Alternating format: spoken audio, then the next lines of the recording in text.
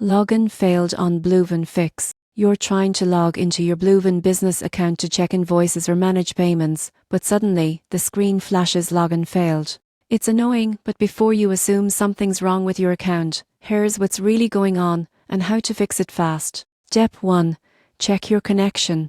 BlueVine uses secure, encrypted communication with its servers. A weak Wi-Fi signal or restricted network, especially when using a BlueVine, can interrupt this process. Switch to a stronger network or mobile data and try again. Next, confirm your credentials.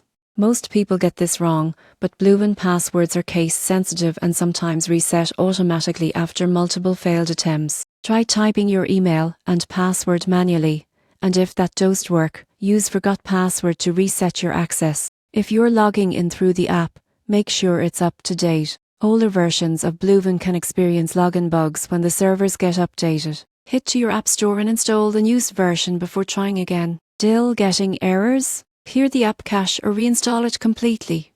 This removes corrupted files that can interfere with authentication. After reinstalling, sign in again using your verified email and password.